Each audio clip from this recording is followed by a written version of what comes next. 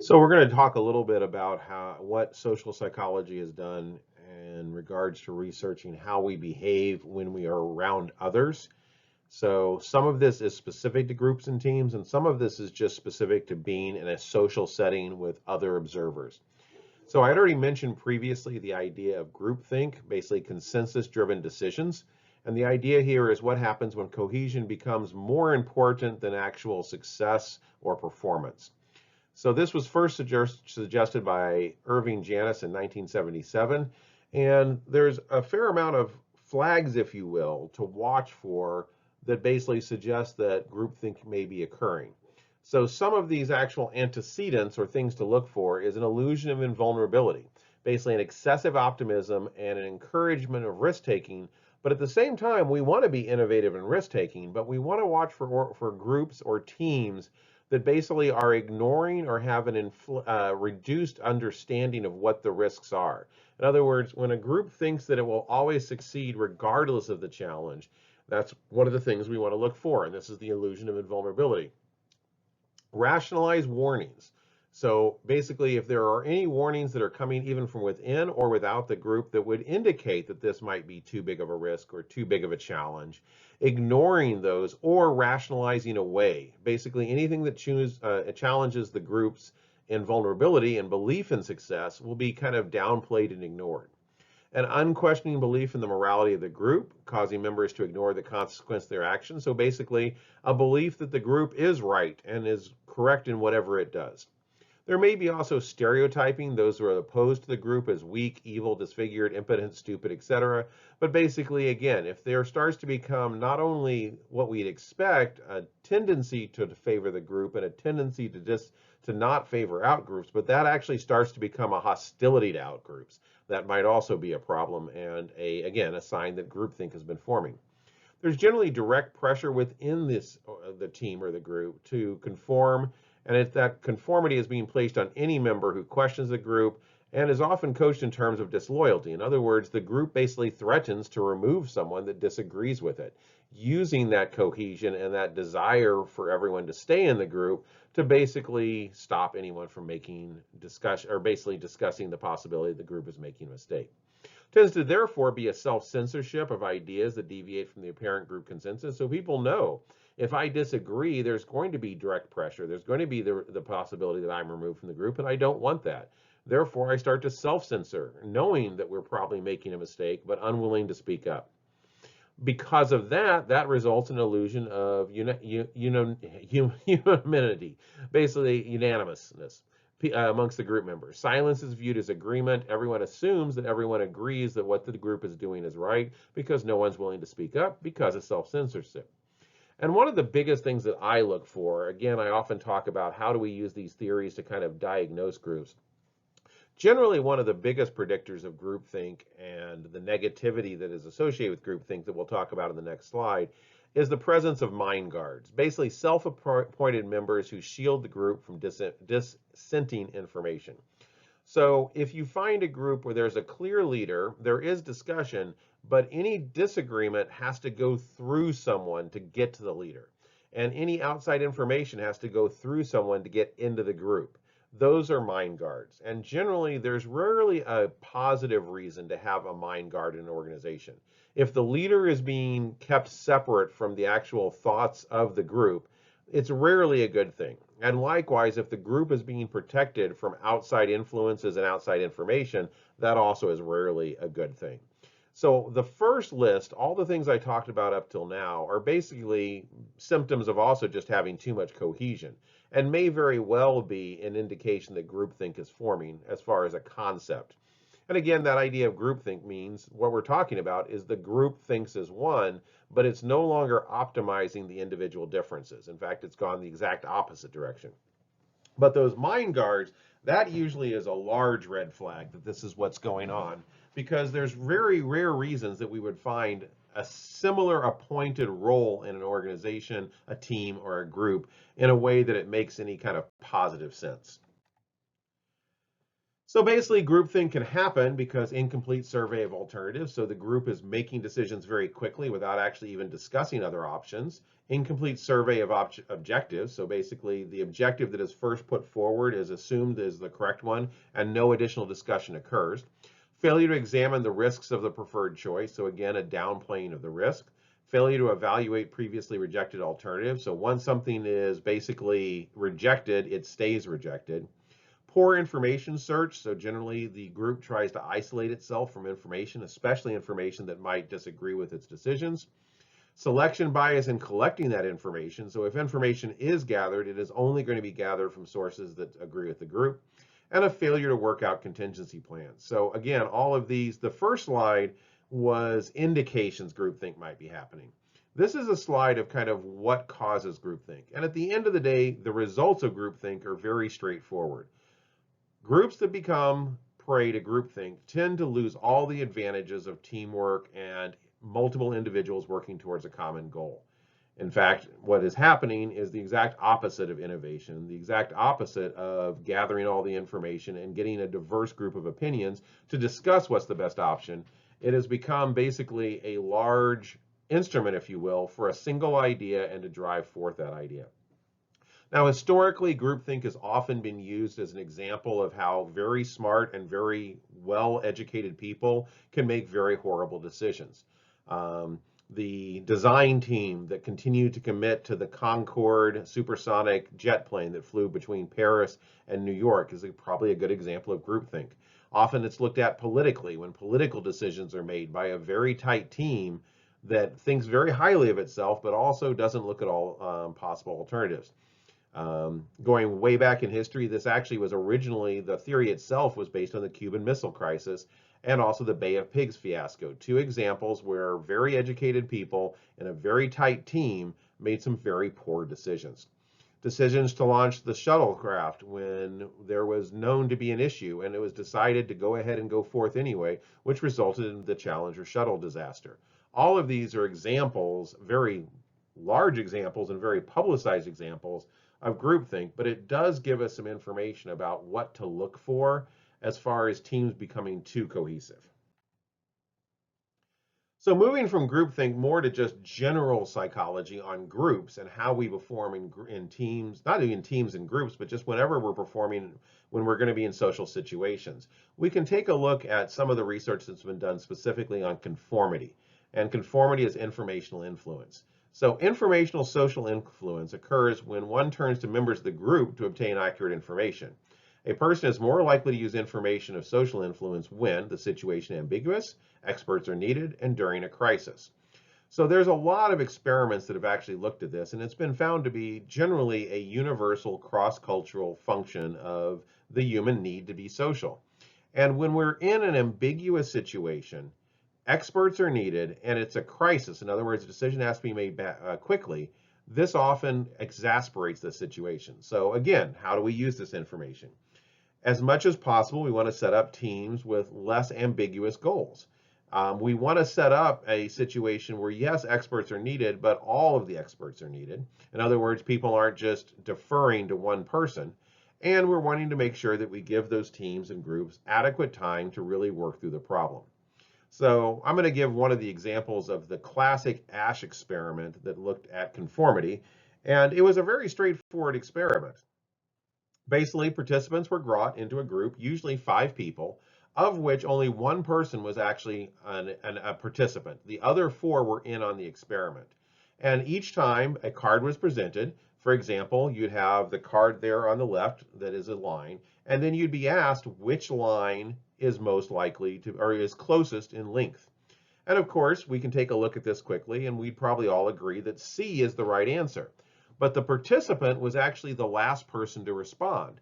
So the first couple of times, people, again, the other people in the experiment, the other 4 people that were in on it, would give the right answer. So this card would come up, they'd see the line, they'd say C, C, C, C. It would come to the participant's turn, and he'd agree, C. After about 2 or 3 of these, though, a similar line like this would come up, and the response would be A. And the person at the end would look a little confused, and the next person would say A. And an interesting thing would happen. Now, usually the very first time, they would disagree with the group. they would say C, and the group wouldn't respond. But then from then on, the group is always going to give wrong answers. The vast majority of people very quickly started giving wrong answers as well. Now, this is not an ambiguous situation, but it is a situation where the other people in the group are viewed as experts and crisis. You have to come up with an answer right now. And most people chose to go with what they knew was most likely a wrong answer to go along with the group. Now, the criticisms, of course, of this classic experiment is there was no cost to making a mistake. And that's also a piece of information that's worth noting, is that we want to make sure we set up groups in such a situation that they do not fall prey to this conformity effect. And conformity is, by the way, much more likely when we see a highly cohesive team that has fallen prey to groupthink. But also that we want to set up a situation where people are allowed to express differences and to discuss those differences. So conformity is seen as a normative influence. Normative social influence occurs when one conforms to be liked and accepted by members of the group. And it usually results in public compliance, doing or saying something without believing it. So again, if we ask those same participants what actually was the right line, they would respond with the correct answer. But they'd also say, well, I didn't believe that, for example, A was the right answer, but everyone else was saying it, and I just didn't see really a cost to agreeing with the group. This tendency to go along compliant with other people's opinions, again, we want to make sure that we're not setting up an environment in a team that encourages this behavior, because it's a natural tendency for us to want to be liked. It's one of the reasons that groupthink occurs. So Simon Ash thought that when information was clear, conformity would be reduced compared to other studies. But what we actually found was that it didn't really matter if the information was clear. It really was a matter of if there was no cost to going along with the group, that's what happened. This type of group influence will lead to a lot of conformity. And we can look at both the pure experiments that we talked about here, line length, but also we see the same effects with peer pressure, alcohol and drug use, and also antisocial behaviors. So I want to make it clear that there are always going to be individuals who resist this kind of influence. And in fact, if we look at those original studies, we find that approximately 1 to 2 out of 10 people ignored the group and just gave the right answers. They didn't care what the group said. But the vast majority of people did go along. And honestly, another interesting fact is about, again, 1 to 2 people out of every 10, so 10 to 20%. 10 to 20% didn't respond and did not fall prey to this, but 10 to 20% actually by the end were starting to agree with the group and believing it as well. So there's always going to be individual differences. Some people are more likely to change their actual attitudes to match their outward behaviors. That would be that 10 to 20% that actually felt like they were giving the right answers by the end. And some people will actually ignore social influences to do what's right, regardless of the situation. But the vast majority of us do adjust to the situation. Therefore, organizations have it in their best interest to make sure, especially when creating groups and teams, that that situation makes it much more likely that they will perform properly, they'll perform highly, and that they'll actually be productive. So social facilitation. When you're driving in your car, do you sing along with the radio or do you sing in the shower? How good are you? What if we put you on a stage and told you to sing? How well would you do then? So generally speaking, we are much more willing to be ourselves and to let go, if you will, when we know there isn't an audience. I know for a fact, for instance, that I do not have a good singing voice. I cannot carry a tune. I have no future as a talented rock and roll singer. However, I enjoy music greatly and I often sing along, but not when I'm around other people. I would be very unlikely to sing on a stage, not necessarily because I'm scared of being in front of a group. I'm used to lecturing, I'm used to having a crowd listen to me, but I would be unpleasant. It would be unpleasant because I know that I would not be singing very well. So what we're going to talk about now is the idea of social facilitation, of when does being around people actually result in better performance, and when does being away from people result in better performance. And it's not an easy relationship. It is a little bit more complex than that because our performance does interact with whether or not we have an audience. So the drive theory of social facilitation, the presence of others increases arousal, which increases people's tendencies to perform the dominant response. Sometimes this enhances individual performance, and other times it impairs it. So if our response is well learned, we tend to actually perform better with an audience. But if it's a new and novel skill that we're not very good at, performance will tend to be impaired. So this also ties into evaluation apprehension, the fear of being evaluated and judged by another person, but that is a separate concept. Broadly speaking, whether you like or dislike public speaking, whether you have evaluation apprehension or not, we generally find that your level of arousal, and by the way, being in front of people is arousing, physiologically and psychologically, will result in either an increase or a decrease in performance. And it's kind of interesting because this is one of the first times in history of psychology where the results were inconsistent. Some studies found that arousal resulted in better performance. Some studies found that arousal resulted in poorer performance. And there's definitely evidence from human behavior of both. There are people that report that they love being in front of an audience, and there are people that report that they hate being in front of an audience. However, it actually was a graduate student that looked at all of these studies and realized that what was missing was, again, that how well was the skill learned. And that actually leads to the theory of social facilitation. The idea of social facilitation is that the presence of others does cause physiological and psychological arousal. And we can measure this, and there's been an enormous amount of studies that have looked at this and found that when you're alone, you tend to be at a state of rest by comparison to when you're in others. Even if we're introverted, extroverted, it doesn't matter about our individual personal differences. They may affect this, how this plays out, but at the end of the day, what we know is that when you're around others, you tend to be more engaged, your heart rate tends to be up, you tend to be more physiologically and psychologically aroused. And this enhances our tendency to perform our dominance response, which means that if it's well learned, we respond even better. In other words, the arousal helps our performance. So if I am very skilled at electric guitar and I'm playing by myself with no one watching, I'll probably make a mistake here or there, not because I'm not skilled, but because I'm messing around. No one's listening. It really doesn't matter.